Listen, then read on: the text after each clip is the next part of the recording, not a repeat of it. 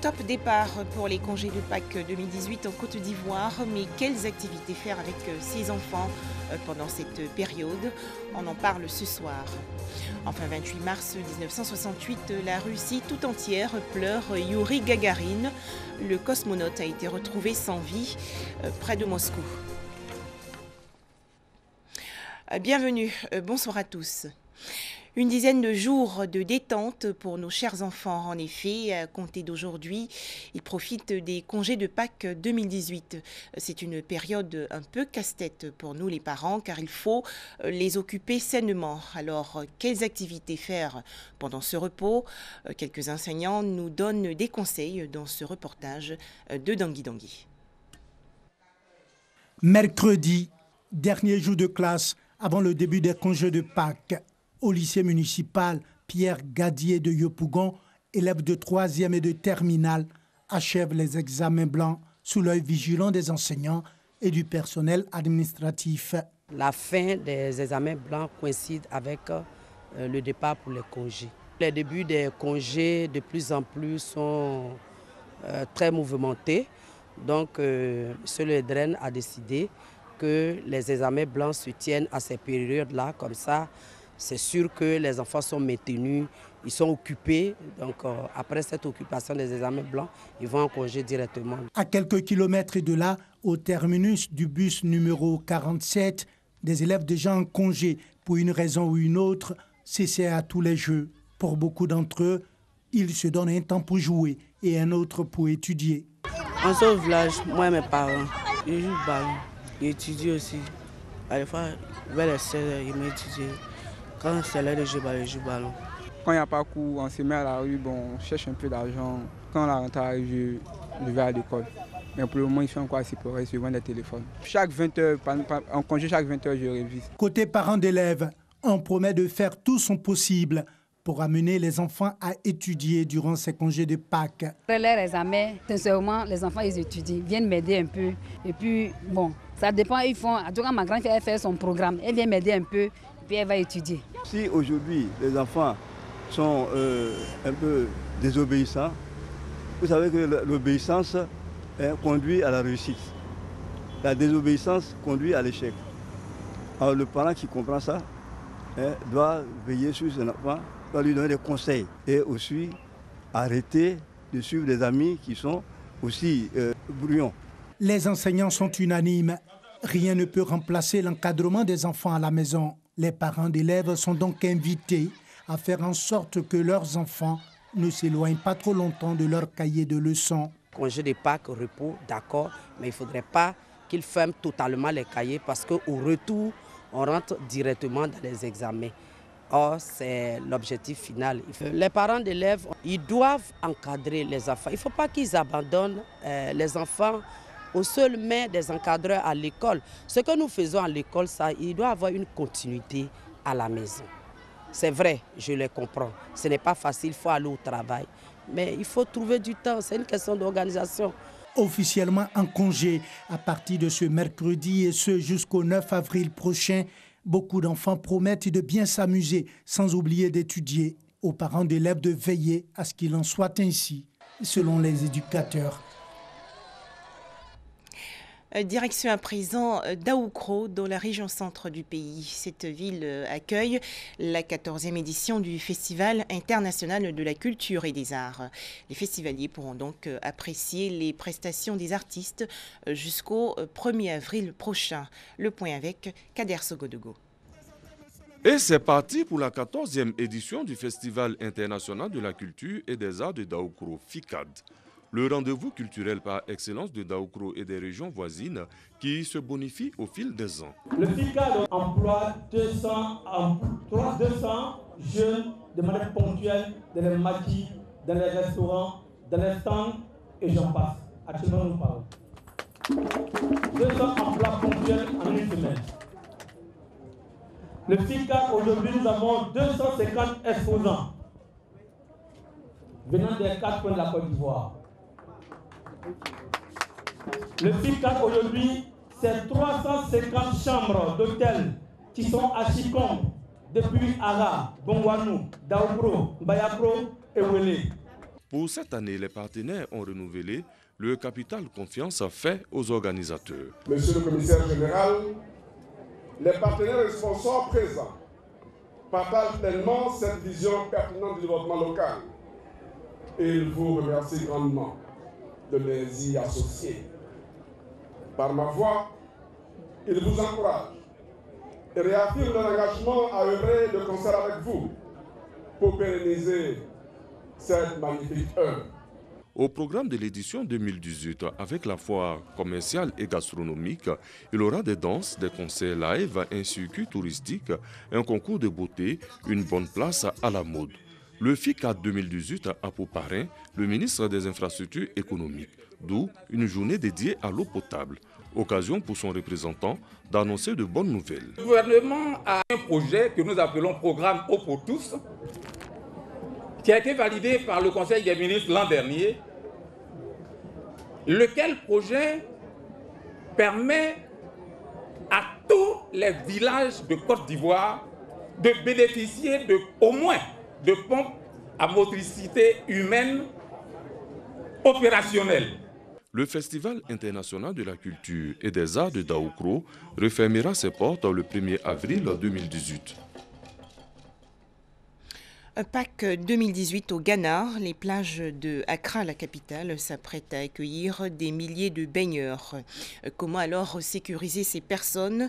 Des sauveteurs en mer s'entraînent pour prévenir les noyades. Une cinquantaine de personnes, toutes bénévoles, faut-il le préciser, ont participé le 22 mars dernier à une session de formation. Beaucoup d'émotions aujourd'hui en Russie. Le pays observe une journée de deuil national en hommage aux 64 morts, dont 41 enfants, de l'incendie survenu à Kemerovo en Russie. À noter que les parents des victimes ont manifesté pour dénoncer des manquements à la sécurité et la tolérance coupable des responsables politiques. Douvres, dans le sud-est de l'Angleterre, cette ville portuaire a voté en grande majorité pour sortir de l'Union européenne. Et à un an du Brexit, les habitants semblent impatients d'en finir avec l'Europe, malgré un risque de blocage des trafics routiers et maritimes. Même le graffeur Banksy a choisi Douvres pour immortaliser le Brexit. Cette ville portuaire britannique a voté à 62% pour la sortie de l'Union européenne. Pourtant, avec le va-et-vient incessant des poids lourds qui traversent la Manche en ferry, impossible d'oublier la forte dépendance avec le continent. Actuellement, un camion passe la douane en 2 minutes, mais la moindre complication risque de mettre à mal cette fluidité. Notre port connaît un énorme succès. 1,25 million de camions passent chaque année par Douvres. À moins d'avoir un accès illimité dans les deux sens, nous allons nous retrouver avec des embouteillages jusqu'à Maidstone, à travers le Kent et le nord de la France. Ce scénario catastrophe n'effraie pas pour autant les partisans du Brexit. À moins qu'ils ne puissent changer la réglementation douanière, je pense qu'il y aura des embouteillages pendant un certain temps, mais toutes ces choses seront résolues au final. Une vision qui ne réussit pas à rassurer ceux qui auraient préféré rester dans l'Union européenne. J'ai l'impression que ce qui a motivé beaucoup de gens, c'est l'immigration, puisqu'on est près du port. Ils pensaient que comme ça, les migrants ne seraient pas autorisés à entrer et donc que ça leur donnerait plus de possibilités d'emploi. Mais ça n'a pas changé, personne ne voit de changement. Il y a 25 ans pourtant, la ville avait célébré l'entrée dans le marché unique. Cet ancien agent des douanes se rappelle de cette nuit de 1993. Je me souviens, j'étais là à minuit et juste après, les premiers chauffeurs de camions sont passés sur le premier ferry. Ils étaient en costume et leurs camions étaient éclairés par des lumières féeriques. Ils klaxonnaient, c'était un grand moment. En première ligne de l'import-export britannique, avec 140 milliards d'euros de marchandises qui transitent chaque année, Douvres risque de se retrouver dans un cauchemar administratif si aucun accord n'est trouvé sur les frontières avec le reste de l'Europe. Des mesures de sécurité à Parkland, aux États-Unis, après la fusillade qui a fait 17 morts dans un lycée le 14 février dernier. Les élèves devront désormais avoir des sacs transparents. Cela va permettre de voir facilement qu'il n'y a pas d'armes à l'intérieur. Enfin, 28 mars 1968, le cosmonaute russe Youri Gagarin est retrouvé mort près de Moscou. Le premier homme à avoir effectué un vol dans l'espace a perdu la vie dans un accident d'avion à 34 ans. Les explications de Dongui Dongui. Youri Gagarin a trouvé la mort en avion en voulant éviter un ballon météo. Ça, c'est la version officielle. Mais tout commence près de Moscou, à l'aéroport Skolovski, le 27 mars 1968. Au petit matin, Youri Gagarin se prépare pour un vol d'entraînement de routine avec un avion MiG-15. Le vol de son collègue, le cosmonaute Vladimir Aksionov, est annulé. Il était prévu 1 heure avant celui de Youri. L'on est sans nouvelles de Gagarin et de son copilote Vladimir Seryogin. Ils ne répondent plus aux appels radio. À 65 km de l'aéroport, les hélicoptères trouvent des fragments de la carcasse de l'avion. Le corps de Youri Gagarin est retrouvé le lendemain, c'est-à-dire le 28 mars. Gagarin est mort. C'était un choc. Pour la première fois dans l'histoire de l'URSS, une journée de deuil national est observée pour une personne autre que le chef de l'État. Lorsque la commission d'enquête rend ses conclusions, les constructeurs sont perplexes. Selon elle, l'équipage de l'avion a dû exécuter une manœuvre brusque à cause d'un changement dans la situation de l'air, ce qui a provoqué le crash de l'appareil. Aucun document des 29 volumes de l'enquête n'a jamais été publié en entier. Les rumeurs les plus folles circulent sur la mort du premier homme de l'espace. Tué sur ordre du Kremlin, jaloux de sa popularité, ivre lors du vol, kidnappé par les extraterrestres, etc.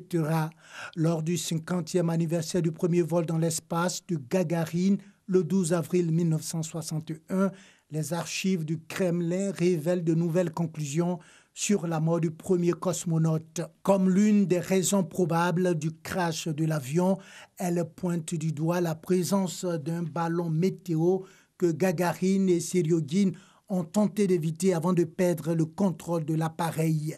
Le mystère reste cependant entier. Plusieurs experts parlent de défauts dans l'organisation et les dysfonctionnements du secteur spatial soviétique, alors symbole des succès de l'URSS. Une autre version de la mort de Gagarin, évoquée après la chute de l'URSS en 1991, évoque de la négligence et la violation des règles de l'aviation.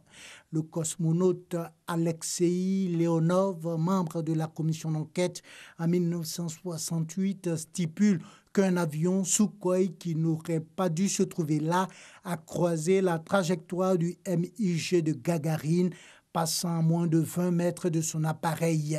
En franchissant le mur du son, le pilote aurait provoqué la vrille et le crash de l'avion du cosmonaute.